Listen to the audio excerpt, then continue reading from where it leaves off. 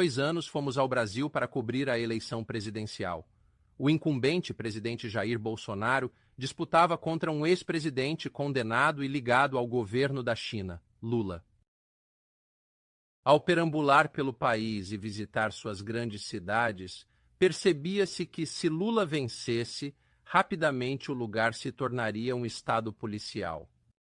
As pessoas vão para a cadeia, a democracia acabará, a mídia não poderá relatar honesta e abertamente, e o governo chinês terá influência indevida sobre o Brasil. E isso é importante, não só para brasileiros, mas também para os Estados Unidos, pois o Brasil é o país mais significativo nas Américas depois deste.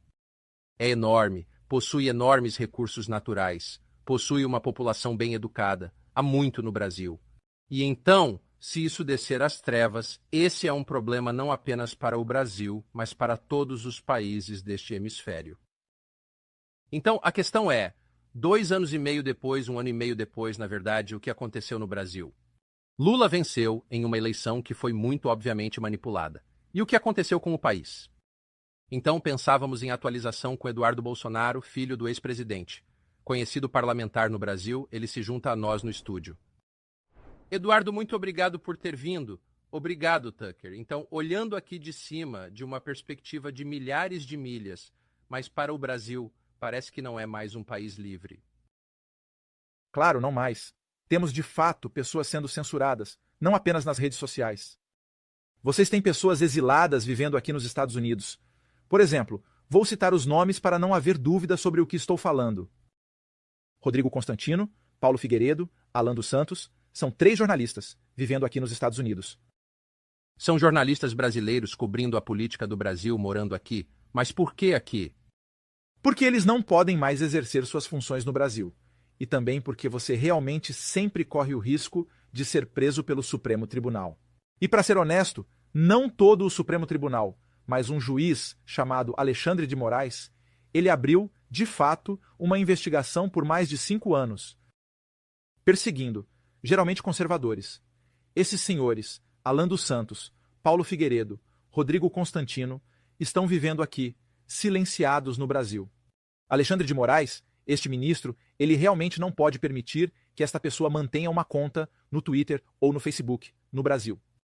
Se você está no Brasil e quer ver o Estes Postam, precisa ativar seu VPN ou estar fora do Brasil. Espere um segundo. A administração Biden, a grande defensora global da democracia e direitos humanos pelo mundo, eles nos dizem isso todos os dias. E ainda assim, seu aliado próximo, o governo Lula, está restringindo a liberdade de imprensa e forçando jornalistas ao exílio. Eles falaram algo sobre isso? O Departamento de Estado dos Estados Unidos reclamou dessas coisas? Nunca ouvi nada a respeito. Mas o que estamos fazendo, estamos recebendo algum apoio de outros congressistas do Partido Republicano. Por exemplo, Marjorie Taylor Greene, Chris Smith, entre outros.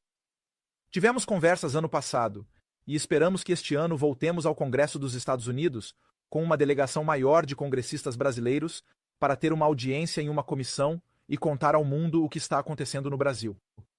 Porque no Brasil não vale mais a pena. Você apela. Não tem a quem recorrer. É o Supremo Tribunal processando pessoas. Dizem que são as vítimas, os acusadores e os juízes de todos, sem distinção. Isso realmente não é mais uma democracia.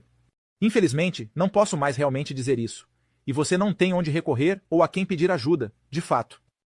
Então, apenas para ser específico sobre o que aconteceu e quando, então era o último dia mesmo. Acho que o mandato do seu pai terminou na véspera de Ano Novo de 2022. Está certo. 31 de dezembro. 8 de janeiro você teve seu próprio 6 de janeiro. Sim. Essa é de fato a desculpa que eles usaram para ir atrás de todo conservador. Então, quase 1 ano depois, no mesmo dia, o governo dos Estados Unidos também estava envolvido, a administração Biden. Você teve uma suposta tentativa de golpe no governo democraticamente eleito do Brasil, o governo Lula, e convenientemente um monte de oponentes políticos do Lula acabaram na cadeia. É resumo justo? Sim, sim. E a coisa engraçada, Tucker, é que eles realmente dizem que foi uma tentativa de golpe. Mas em janeiro, num domingo mesmo, nenhuma arma foi realmente apreendida. Não houve apoio da polícia ou das Forças Armadas. Então, na verdade, foi um protesto que foi longe demais. Não concordo com pessoas quebrando portas do Congresso ou Supremo Tribunal, seja lá o que for. Mas essas pessoas agora estão recebendo punições de 17 anos de prisão. Se você se cometer, 17 anos por protestar. E deixe-me dizer, está claro que a eleição foi roubada pelo governo Lula. É justo afirmar. De fora pareceu roubado. Eu tenho a minha opinião. É um tema sensível. Eu sei disso. Devo ter cuidado com as palavras. Mas o que posso dizer é... Por que cuidar das palavras? Um congressista está preso agora por fazer um vídeo, Tucker. Fez vídeo com palavrões sobre STF. Este homem congressista está preso condenado a 9 anos. Seu nome é Daniel Silveira. Espere. Ele está preso por criticar o Supremo Tribunal? Sim. Não só criticou.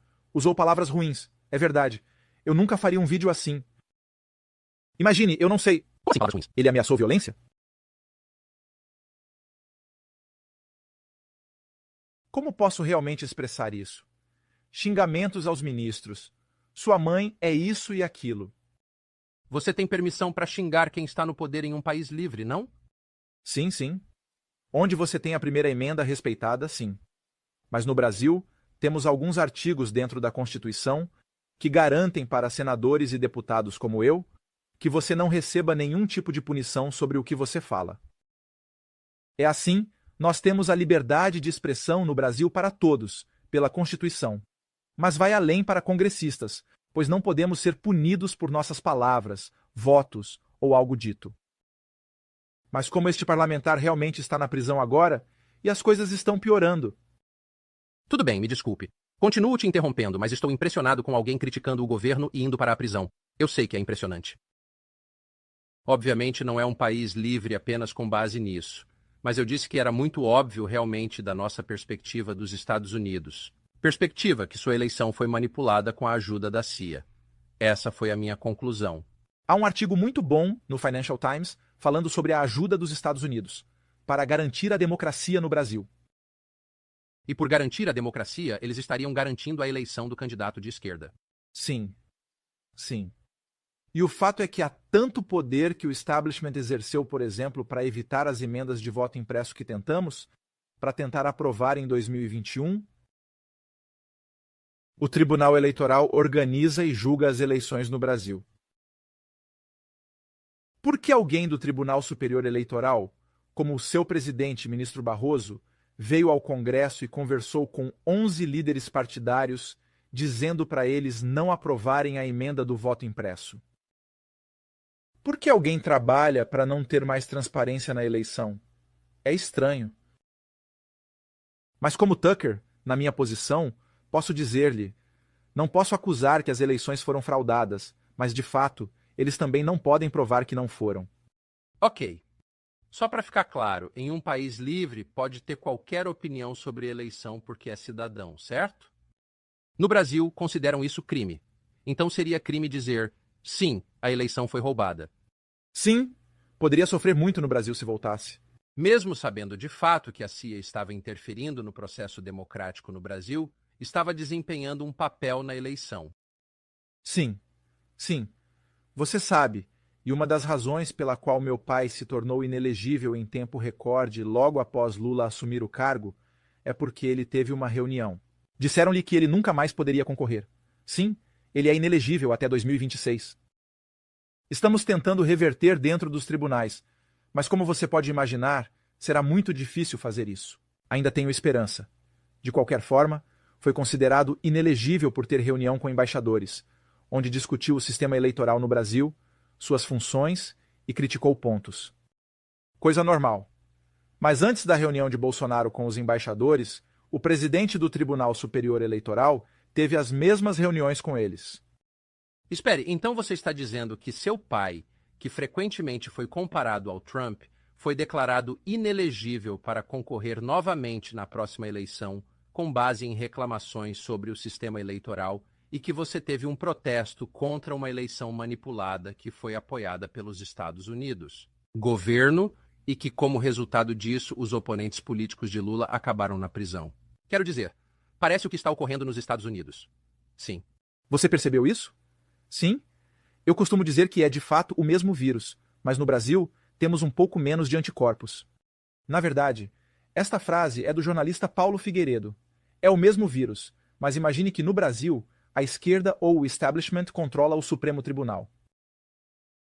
E quem poderia exercer os freios e contrapesos e impedir que o Supremo Tribunal fizesse isso é o Senado.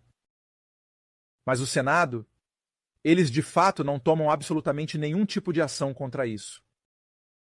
Eles têm o mesmo discurso dos ministros da Suprema Corte. No final, os brasileiros perdem a esperança de recuperar a democracia. Se usam máquinas para votar sem ter uma forma de ao menos recontar os votos, devemos confiar 100% no sistema. E então eles não permitem mais transparência nas eleições. Como podemos eleger alguém, Bolsonaro, um conservador, um direitista ou alguém de fora do establishment? Este é o sentimento que muitos brasileiros têm, infelizmente, no momento atual, no Brasil. Quero dizer, com máquinas de votação eletrônica, não se pode ter certeza de que o seu sistema é real. Sim. Por que vocês têm máquinas eletrônicas para votar? Eu tentei evitar que fosse assim. De fato, mais uma vez, aprovamos em 2017 este projeto de lei de voto impresso. O que foi isso? Usamos máquinas para votar, certo? Este projeto de lei diz que era necessário ter uma impressora ao lado da máquina. Então, pelo menos você poderia, de fato, recontar os votos quando tiver qualquer tipo de suspeita legítima na eleição, não é mesmo?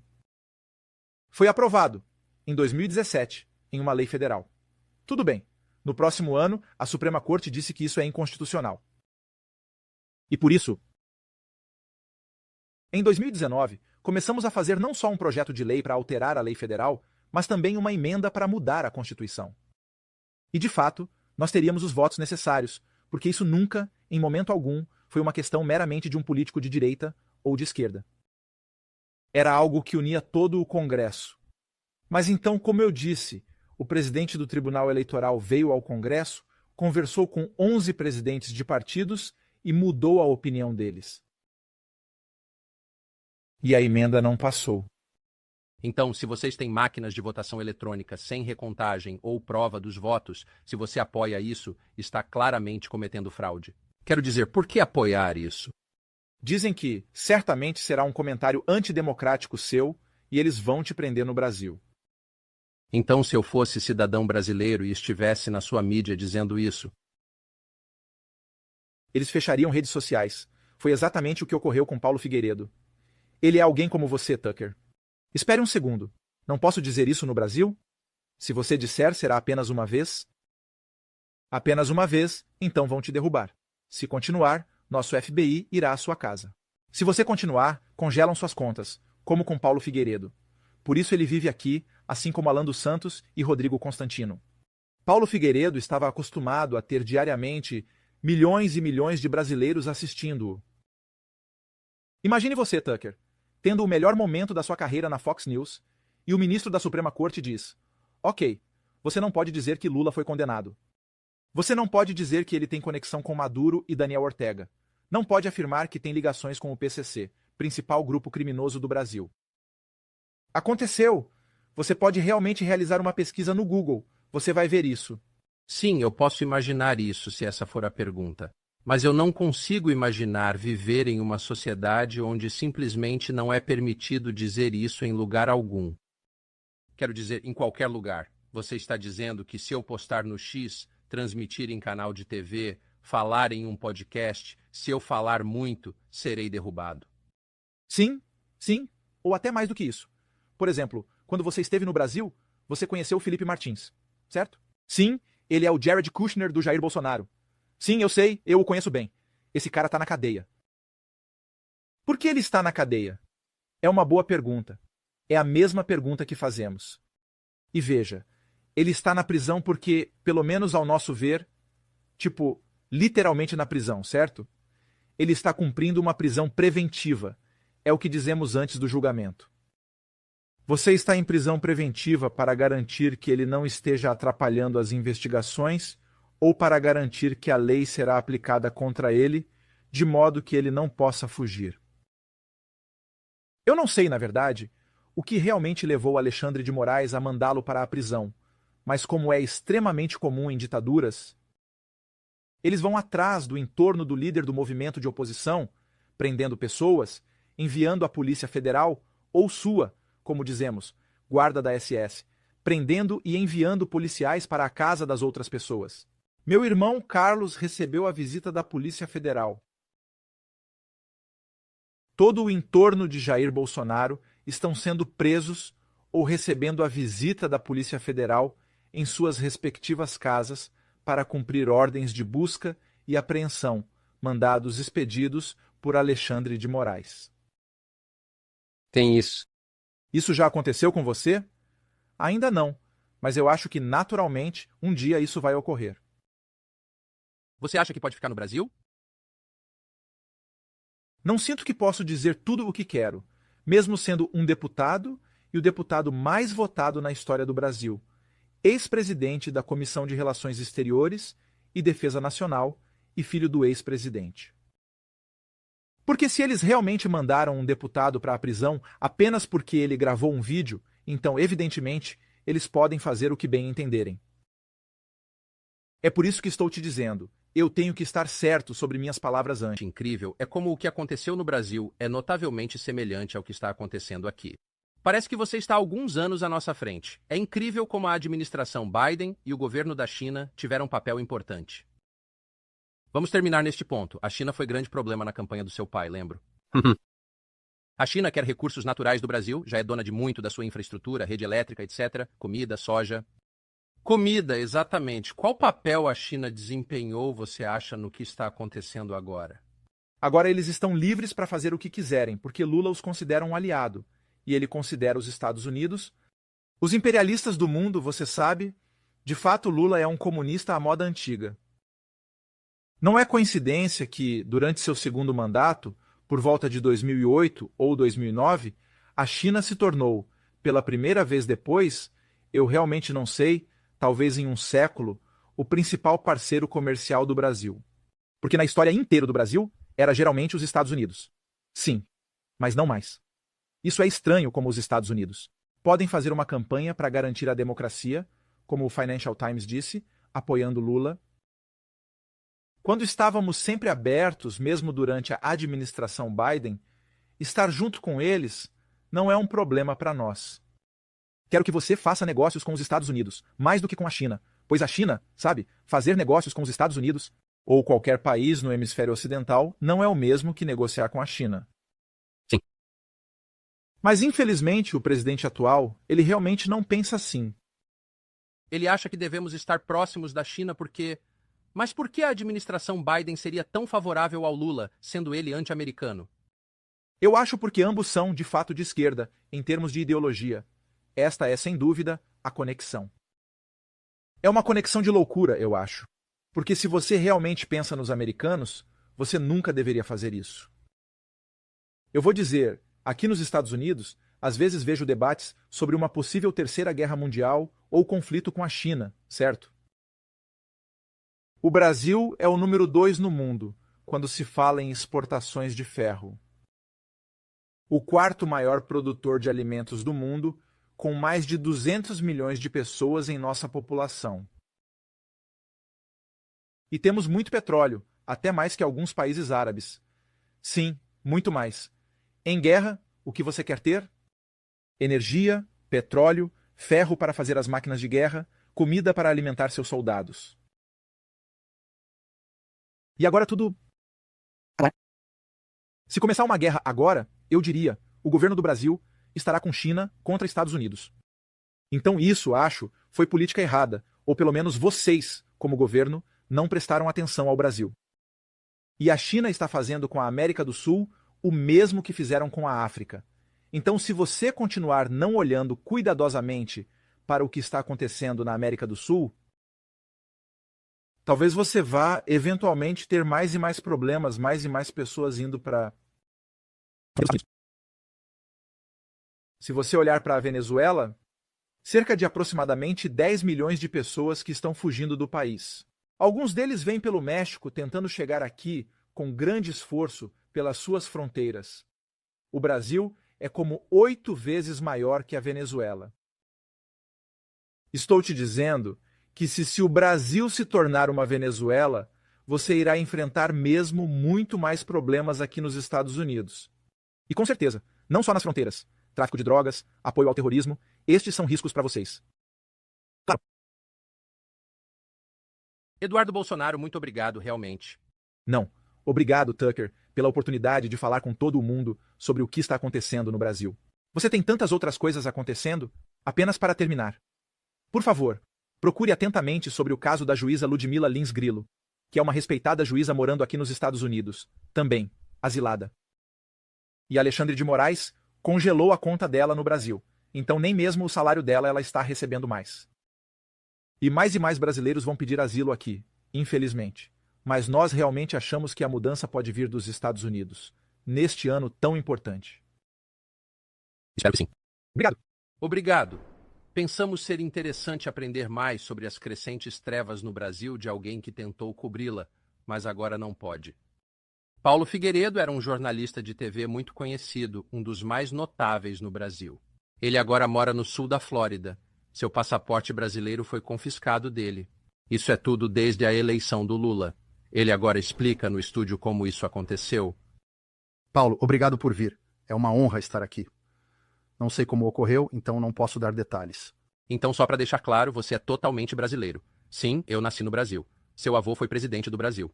Sim, totalmente investido no país. Sim, não foi alguém que simplesmente apareceu no Brasil para cobrir coisas. Se estivesse nos Estados Unidos, diria que a família veio no Mayflower. Exatamente. Agora você está vivendo no exílio nos Estados Unidos sem passaporte brasileiro.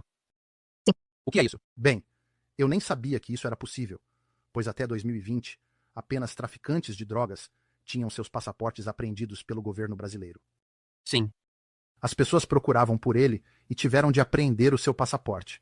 Mas eu então estava trabalhando normalmente numa emissora de TV no Brasil, como mídia mainstream, fazendo um programa conservador no horário nobre.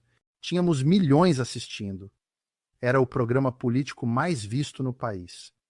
Em 30 de dezembro de 2022, recebi ligação de alguém de grande empresa de mídia social. Ela disse que recebeu uma ordem da Suprema Corte Brasileira, dizendo que eles tinham 2 horas para derrubar a minha plataforma de mídia social, e eu tinha algo como, eu não sei, 1,5 milhão de seguidores lá naquele específico. E então eu fiquei, uau, não direi o nome para não expor quem me contou, e pensei, uau. Então comecei a transmitir ao vivo e disse, olha, parece que vou desaparecer. Mas depois descobri porque recebi uma ligação de um policial federal dizendo, olha, a ordem contra você é mais ampla. Aparentemente ordenaram o congelamento de todos os ativos no país, também que vamos apreender seu passaporte e você não pode entrar no país. Fiquei tipo, uau, qual foi o crime? Nunca fui formalmente notificado, então não há nada em lugar algum que cometi algum crime ou estou sendo acusado de algo, mas aparentemente decidiram que era melhor para o povo brasileiro não ouvir de mim. Bem, isso é totalitário. É, mas o Brasil é agora. E bem, o Lula chama isso de uma democracia relativa. Mas o fato é que as coisas que estão acontecendo no Brasil só acontecem em países ditatoriais. Bem, isso é simplesmente uma história incrível. Mas não foi só comigo, tenho que dizer isso. Havia colegas meus na mesma situação. Então, 10 dias depois ou 12 dias depois, após o dia 8 de janeiro ter acontecido no Brasil. Para contextualizar, você disse que foi privado da plataforma e te informaram da retirada do passaporte. Mas eu ainda estava na TV. Você ainda estava na TV. Sim. E isso foi tipo no penúltimo dia da presidência do Bolsonaro. Ele havia sido declarado o perdedor na eleição. Certo. Mas nada aconteceu. Isso está correto? Nada aconteceu. Fiquei no ar. Mas em 8 de janeiro, a revolta ocorreu no Brasil, com protestos e manifestações. Em 9 de janeiro, o Ministério Público abriu investigação contra a emissora de TV onde eu trabalhava. E quando fizeram isso, os proprietários entraram em pânico e tiveram que demitir todos os comentaristas conservadores do canal, e de forma específica, apenas os comentaristas conservadores. E eles costumavam eram o número 1 em termos de audiência. E claro que agora não estão indo bem porque, bem, você sabe o que acontece com uma emissora quando eles se livram de suas estrelas. Certo. Então, isso aconteceu no Brasil. Fui dispensado e abri novos perfis em plataformas de mídia social que também foram fechados. E tenho aberto novos sempre. O meu novo canal do YouTube já tem, 200 mil inscritos e as pessoas estão se inscrevendo. Eles bloqueiam. Então eu abro um novo e as pessoas se reinscrevem. Mas você nunca, para deixar claro, foi acusado de crime? Não. Nem sequer fui chamado para depor ou qualquer coisa assim. Nunca, absolutamente nunca, recebi qualquer tipo de comunicação por parte do governo brasileiro. Como pode os Estados Unidos, o Departamento de Estado não disse nada sobre isso?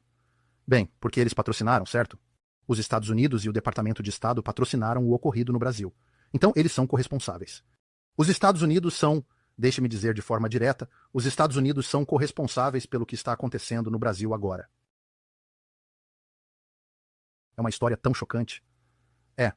E não é coberto pela mídia mainstream nos Estados Unidos de forma alguma, porque tão bem são cúmplices do que está acontecendo. O New York Times finge que nada está acontecendo.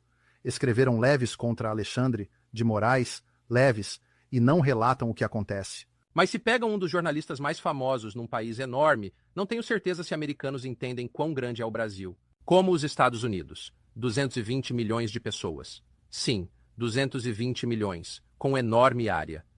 Tão grande quanto o território dos Estados Unidos continentais. Não é insignificante, não é o Suriname. Não entendo como o novo governo pode derrubar um jornalista por não gostar de suas opiniões, tomar o seu passaporte. E o Departamento de Estado dos Estados Unidos não fala nada? Bem, não um jornalista. Nós temos pelo menos 3 jornalistas. Na verdade, existe um caso de um podcaster. Era basicamente meio que como Joe Rogan no Brasil, esse cara extremamente liberal que também foi derrubado. E ele está vivendo nos Estados Unidos sob asilo. E eu diria que temos dezenas de brasileiros vivendo como asilados políticos nos Estados Unidos agora. Não era o meu caso, porque eu já estava aqui, mas muitos outros sim. Tem o caso do Alan dos Santos, com sua história absolutamente inacreditável. Ele era, de certa forma, o nosso Alex Jones aqui no Brasil, sendo mais vocal, mas ainda assim, ele tem o direito às suas opiniões. Eu não concordava com ele o tempo todo, e eles fecharam o canal dele. Era uma grande empresa, tinha estúdio. A Polícia Federal invadiu a casa dele e da esposa grávida, apontando armas. Foi um pesadelo. Estamos falando de um cara que é como um homem de família e vive aqui nos Estados Unidos. E há um mandado de prisão em aberto. Ele está na lista da difusão vermelha da Interpol agora. Pelo quê? Por crime de opinião. Os termos utilizados por eles são, de fato, desinformação e atacando as instituições. Quando digo bem, atacar é criticar, certo? São funcionários públicos. É meu dever como jornalista criticá-los. Você trabalha para nós? Sim, trabalha para nós. Eu não trabalho para você. Mas foi isso que aconteceu com ele. E lá está Rodrigo Constantino, que era meu colega, na mesma emissora, também muitos telespectadores. E o que os jornalistas americanos, esses fervorosos defensores da liberdade de imprensa, disseram algo sobre isso por acaso? Exceto por Glenn Greenwald. Sim. Que mora lá. Ele mora lá no Brasil. E exceto por ele, e você sabe, ele é de esquerda. Você o conhece muito bem. Ele estava sempre no seu programa. Mas ele era realmente o único que falou alguma coisa sobre isso. Você se preocupa com ele? Bem, eu realmente acho que ele deveria sim, ele definitivamente deveria estar bastante preocupado, embora eu acredite firmemente que o governo do Brasil seria mais cauteloso ao se intrometer com um cidadão dos Estados Unidos. Mas Glenn não vai recuar. Eu não acho. Eu acho que ele é muito... Bem, ele expõe a NSA e a CIA, então ele é muito corajoso. E última pergunta, como acabou nos Estados Unidos? Isso aconteceu com você? Então, eu na verdade deixei o Brasil quando Dilma Rousseff, a senhora que sucedeu Lula da primeira vez, quando ela foi reeleita, e eu decidi, eu estou fora daqui. Minha esposa estava grávida. Não queria mais ficar e criar filhos no Brasil, pois sabia o que viria. E então tivemos sorte porque tivemos Jair Bolsonaro ganhando e o país começou a seguir em uma boa direção.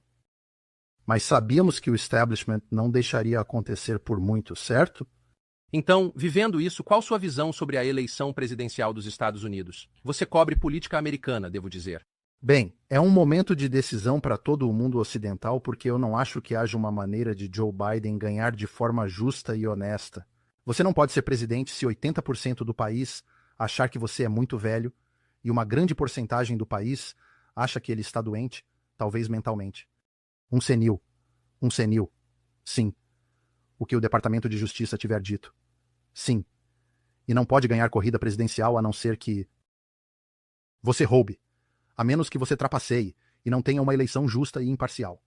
O que eu acho que está acontecendo agora, para o mundo inteiro, é que todos estão assistindo.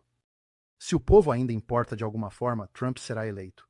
Se o establishment tem todo o poder e a democracia está morta no mundo ocidental, e foi bom enquanto durou. Tivemos uma boa jornada de pouco mais de 200 anos, isso é muito raro na história. Você estudou história. Sim. Então você sabe o quão raro isso realmente é. Então a democracia está absolutamente morta. E eu posso dizer isso porque foi exatamente isso que aconteceu no Brasil. E o que está acontecendo mais e mais é o poder se deslocando do povo para os tribunais, no que se chama de juristocracia, não mais democracia. O que é ótimo para os globalistas, se pensar a respeito. Bem, vamos dizer que quer mudar algo. Em um país democrático, para aprovar um projeto de lei no Congresso e no Senado, e o presidente deve sancioná-lo. E então, se você é um bilionário progressista, e tem muitos aqui nos Estados Unidos, e quer mudar algo na sociedade, digamos tornar a sociedade mais aberta, você tem duas opções. Ou passa pelo muito processo democrático, muito difícil. Sim, chato. Tedioso, sim. Controlar tudo é difícil e acho que os pais fundadores sabiam, por isso fizeram assim. Você pode fazer isso, ou pode, digamos, conseguir 6 ministros da Suprema Corte, ou apenas 5, e então, eu não sei, tornar o aborto legal no país. Foi feito. Isso já foi feito antes. Então, se você é uma elite globalista poderosa, você pode ir direto ao judiciário, contornando a democracia. Isso é exatamente o que aconteceu no Brasil. E isso de fato não pode acontecer aqui. Eu moro aqui há 10 anos. Eu posso dizer, a realidade em que estamos vivendo no Brasil não está tão distante da América, como você pensa. Vocês acham, meu Deus, somos uma democracia há centenas de anos. E não. Você pensa se tivesse algo como 6 juízes da Suprema Corte que fossem progressistas nomeados por Obama, ou Michelle Obama, quem sabe? Você pensa que sua Suprema Corte seria zelosa sobre a Constituição? Sério? Se você dissesse há 5 anos que o Brasil estaria nesta situação, eu diria, sai daqui. Não, isso é demais. Eles não vão prender um jornalista da grande mídia, pegar seu passaporte. Mas eles fizeram. Aconteceu muito rápido, realmente muito rápido. Bem, você arruinou meu dia. Agradeço sua vinda. Obrigado e espero que nos vejamos novamente.